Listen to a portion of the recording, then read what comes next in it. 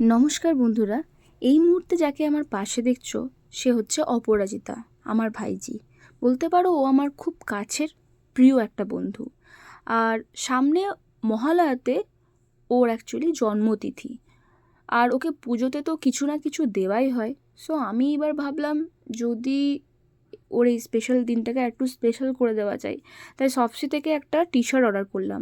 আর ও আমার মতন ব্ল্যাক পরতে ভালোবাসে আর কিছুটা সফট পরতে ভালোবাসে।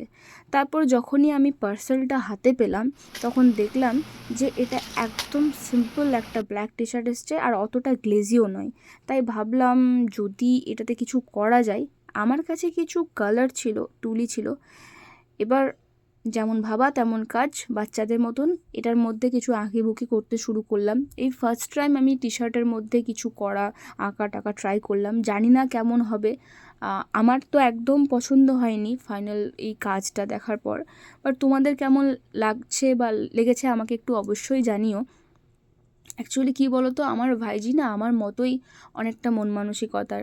আমি একটা উপহার পাওয়ার পর সেটার মূল্য যত না দেখি, তার থেকে বেশি দেখি যে এই উপহারটা আমাকে যে দিয়েছে তার এফোর্ট কতটা আছে, সে কতটা ভালোবেসে আমাকে দিয়েছে। অতএব এটুকু তো আমি শিওর যে আমি আমার ভাইজিকে এইটুকু ব্যাপারে শিওর দিতে পারবো যে এটা আমি খুব ভালোবেসে, খুব এফোর্ট দিয়ে ওর জন্য বানিয়েছি। আর ফার্স্ট টাইম কারোর জন্য আমি এসব ট্রাই করেছি টি শার্টের ওপর। আর পুজোতে কাছের মানুষদেরকে কিছু গিফট দিতে পারলে এটা তো সবথেকে বড় হওয়ার পর আমি দেখেছি যে গিফট পাওয়ার থেকে গিফট দেওয়াতে বেশি আনন্দ। ছোটোবেলায় আমরা ফিঙ্গারপ্রিন্ট ড্রয়িং শিখেছিলাম না, ঠিক সেই আইডিয়াটা আমার একটু এখানে কাজে লাগলো। তো এটা কমপ্লিট করার পর এটার ফাইনাল লুকটা দেখো এরকম এসছে।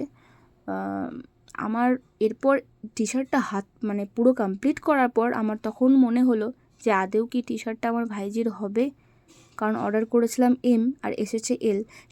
ভেবেছিলাম ওকে মহালয়ার দিনকেই সারপ্রাইজ দেবো, কিন্তু আর সেটা হলো না। ওকে একবার ডেকে সাইজটা দেখিয়ে দিলাম, ওর কিন্তু ভীষণ পছন্দ হয়েছে। তোমাদের কেমন লেগেছে অবশ্যই কমেন্ট করে জানিও। Thank you so much.